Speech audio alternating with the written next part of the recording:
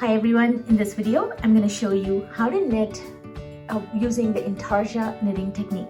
This technique is used when you want to make use different colors within a single piece to knit it all as one piece, but you don't want to have to carry the yarn across as you're working on the different colors. And this way you get a nice smooth fabric all in one piece, and the seams or the transitions where you've transitioned from one color into the other come out really nice and neat. In this little sample that I've knit up here, you can see I've used actually 9 different colors, and you can think of this as a very tiny mini doll's blanket, but you can imagine knitting something similar on a much bigger scale and maybe incorporating a lot more blocks. So Intarsia knitting is a great way of doing that. Here I have another sample where I knit up these little coasters with cotton yarn, and I only used 2 colors here, so I made sort of a checkerboard pattern. And you can certainly see how I could, if I wanted to make this bigger, I could even make like a chessboard fabric with an 8x8 block or square block of these alternating colors. So lots of fun things to do with this type of knitting. In this demonstration, I'm only going to show you how to do this with just a simple garter stitch. So it's knit all the way across on all rows. I have another video that I've also put out, and I've provided a description or a link to that video in the description field.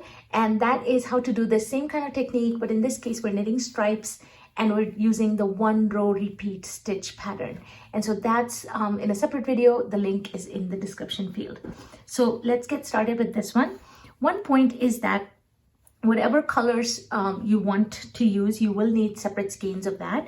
And when you first want to do it, you might want to just line up your skeins to have an idea of what your pattern might look like. So in this demonstration right now, I'm only going to create 2 rows. I'm going to create this bottom row and then this middle row, and I'm going to do it in a little bit of a smaller scale than this sample here, just in the interest of time. But you'll notice here that for this first row, I have this variegated yarn. For the second one, or for the blocks in the first row, I'm going to use this variegated yarn, then this dark pink, and then this orange. And in this one, both my yarns on the end are the same color, this dark blue and then this yellow. But you'll notice that I have different skeins for that. And that's what you want in Intarsia knitting. You do want to use different skeins because we're not going to be carrying over the yarn from the one skein across to keep using it. So every single square will need its own skein. So here, for instance, in this sample, even though these 2 colors were the same, I actually had a separate ball for this one and a separate ball for that one. And so just make sure you have all your yarns lined up. This is actually a great way to use up any leftover yarn. So for this demonstration, I'm going to cast on 6 stitches in each of these colors. And we're actually going to cast on in all 3 colors. And I'm going to use the knitted cast on technique. Now, you don't have to use this one. You can choose to use another type like long tail cast on, but I like the knitted cast on technique because, and I'll show you that in just a second, it's helpful when we have to cast on in multiple colors. So for this first cast on row, I'm going to do 6 stitches with this first color, and 6. If you're not familiar with the knitted cast on technique, I've provided a link to my video on that, which is a slower demonstration. Now I'm going to switch and cast on 6 stitches with the next color, which is this dark pink. So I'm just going to make a loop like that, leave a little bit of a tail, maybe 4 inches, and I'm going to insert it in here and start casting on with that color. And this is why I like using the knitted cast on technique, because if I was doing the long tail cast on, I'd have to make a separate loop of this one on the needle and then do it. This way I get a nice seamless join with the next color. So I think it works a little bit better, a little bit easier. All right, so I'm cast on 6 more stitches, or 6 stitches total with this second color. So that's 6 and 6, 12. And now we do the same thing with this third color. I'm gonna make a little bit of a loop here, or make a loop with a little bit of a tail, insert, and start casting on. And if it gets loose like this, you can just kind of pull on the yarn and tighten it up a little bit. You can also choose to tie a knot if you want to cinch it up a little bit better. And so 6 stitches with this third yarn. So I'm going to go ahead and actually take this tail and just tie a knot here. You can tie a double knot if you want. I'm just going to tie a single knot for now. And that'll keep it in place, hold it down tight. Okay? And that's it. Stitches are cast on. We're now ready to knit. Now each of these stitches we're going to knit in that same color. So here we go. This sample I'm doing just a garter stitch, and so it's going to be all knit all the time. So I'm going to knit across these first 6 stitches with that orange color. And the only time you really need to pay close attention is when you are at the transitions between colors. So here we go. Now I need to knit with this dark pink color. Now if I just drop this yarn here and pick up this one and just start knitting with that, it's fine, except there won't be a join between these two. So you want to have a join between these two. And so this is why you have to intertwine the yarns, and that's what Intarsia knitting is all about. So what I'm going to do is I'm going to take this orange yarn. I'm done with it for now. I'm going to move it towards the left like that. I'm going to use my index finger to just hold it. And then I'm going to take this dark pink yarn and bring it from under that orange yarn, the yarn that I was just done with. And then I'm going to start knitting. So by doing that little motion, you'll notice that now when I knit this stitch, I have now captured that orange yarn sort of underneath the stitch, and in doing so I have joined them together. Okay, so I'm going to get a nice little seam, a nice little join by doing that technique, and we'll see that one more time. So every time you switch from one color to the next in this pattern where you're just doing a knit, you're gonna intertwine the yarn. So here we go again. Here's my, let me just tighten this up a little bit. Here we go. Here's the yarn that I'm done with. I'm going to hold it over, bring it over and hold it on the left side right here. I'm going to find the next yarn that I need to knit with. Make sure it's underneath this previous yarn.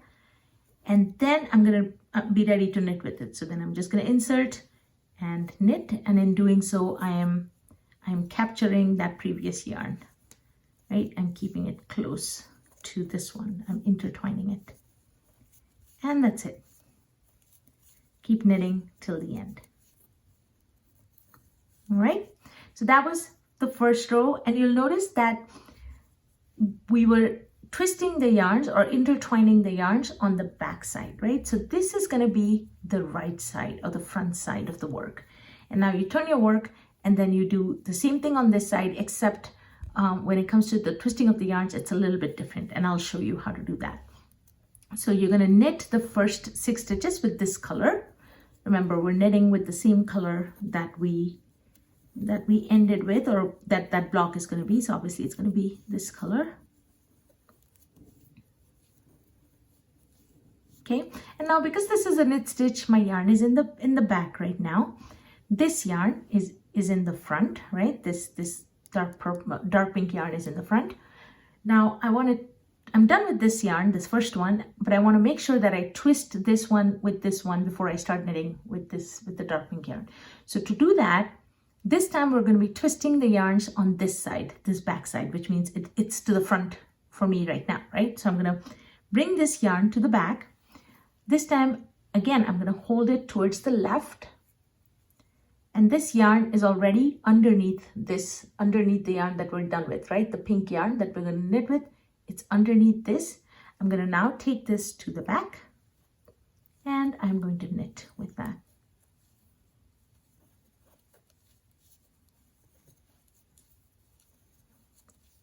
And we finish knitting all 6 stitches. And you can come back here and you can just, pull on this a little bit to tighten it if it feels like it's loose. And now we need to switch from the dark pink to the orange. We're going to do the same thing. Here's our orange yarn. It's already in the back. I'm going to take my dark pink yarn, bring it to the front. I said the orange yarn is to the back. What I meant was it's already sitting right here. So I'm going to take this dark pink yarn. I'm going to bring it to the front like this. I'm going to hold it to the left side. Then I'm going to take this orange yarn. Again, it's underneath the pink yarn. I'm going to bring it to the back so that I can now knit the next 6 stitches with the orange yarn.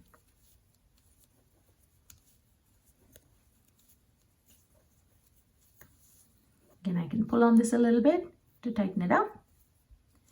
And that's it. Those are the 2 rows that you will keep repeating to make your first row of blocks, however long you want them. If you want them to be rectangles or if you want them to be perfect squares.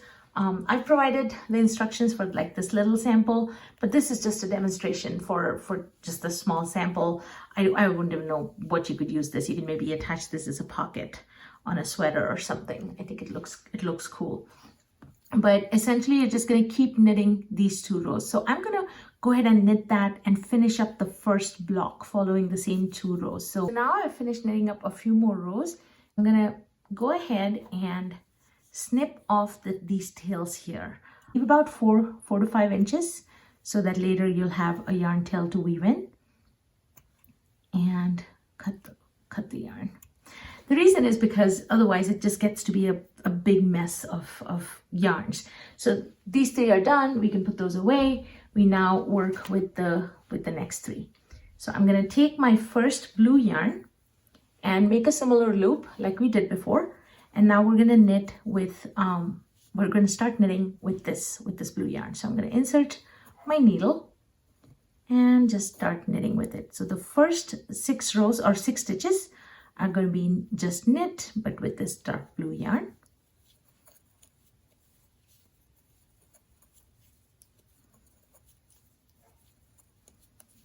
And before I go further, I'm going to go ahead and just tie a knot here of these 2 tails. Okay, just so that it stays in place. You could tie a bow knot if you want, and then later when you have to weave the yarn tails, you can take it out. All right, now I need to start knitting with my yellow yarn. Now in this row, think of this row like our cast on row where we cast on 6 stitches in each color. So here we've essentially knit with this color. I can't really intertwine this yarn with this one. For instance, even if I took this to the left and kind of brought this yarn underneath it, there's nothing to really hold it in place. So we're just going to take this one, this second yarn, leave about a 4 to 6 inch tail, and we're going to start knitting with it.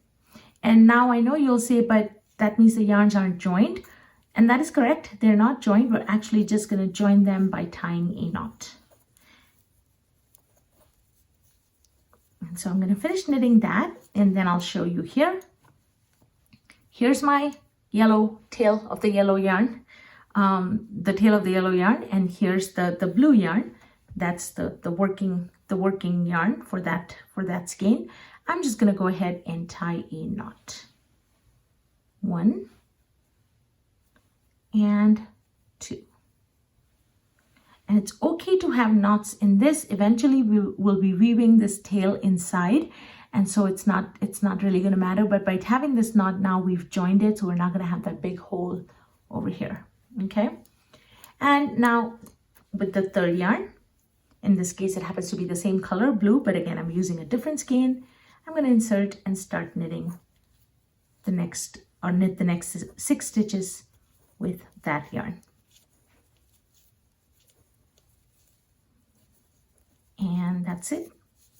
That's the first row. Again, you can see there's a big hole right there with those 2 colors. So we're going to do the same thing. We're going to take the tail of this blue yarn and this yellow yarn, which is the working yarn. I'm just going to bring these closer, and I'm going to tie 1 knot, tight enough, and a double knot right there. Okay. And the one thing you have to pay attention to when you're working with multiple colors and different skeins is to make sure that these skeins don't get intertwined, and just kind of keep them separate.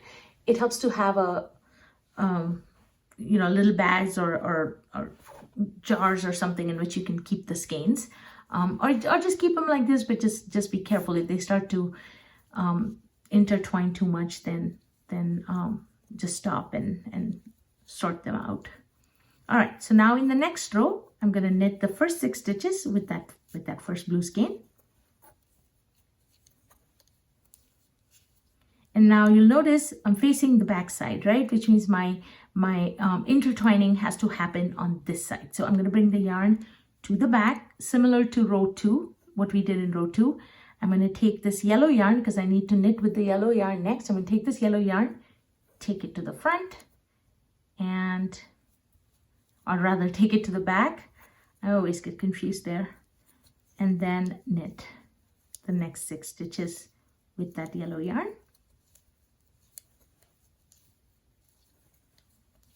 Again, you can pull on this a little bit if you want to tighten it up and bring it all to this side. Just tug on it a little bit and it'll look nice and neat on the other side.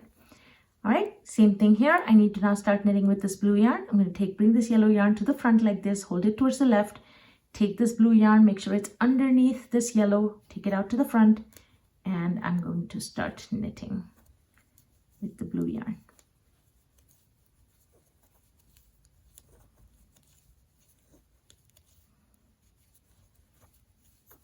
Again, pull on this, kind of get everything towards the back, okay? And you turn your work. And now you've joined the yarn for the next 6 stitches, or for the next row rather. And so you'll keep doing the same thing. So for this row, you'll knit with this first 6 stitches with this blue yarn, then you'll do the same kind of twisting like we did with row 1 with this yellow yarn, and just keep following through. Finish that set, then you know how to join the next one. So really, it looks complicated. I think the most difficult thing about this pattern is that after you're done, you will have lots of little tails to weave in. Again, because we're doing such a small swatch. So for instance, with this one, I had yarn tails to weave at almost every intersection, as well as towards the end. But if you're knitting, think about if you're knitting a big blanket, then you can have really big blocks. You can have a bunch of stitches and create really nice big blocks, so you won't have as many yarn tails. And you can figure out the gauge. So if you're not sure how many stitches to cast for the blanket, let's say you want to make a blanket or an afghan, you can just knit up a few stitches and then use a ruler or some kind of tape measure to measure out the gauge. So for instance here, let's say I want to knit up a whole big blanket with this yarn, and I'll knit up a few stitches, and I'll figure out, you know, like 8 stitches gives me 1.5 inches.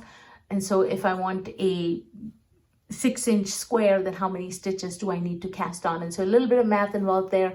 I provided the details in the description field for those kinds of calculations. But that's all you really need to be able to then use this to determine the gauge to knit a bigger project. But I hope you give this Intarsia knitting a try, even if it's to make something small like this.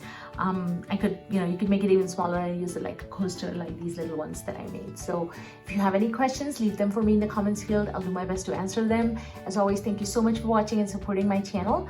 And I hope to see you again soon on another one of my videos. Happy knitting!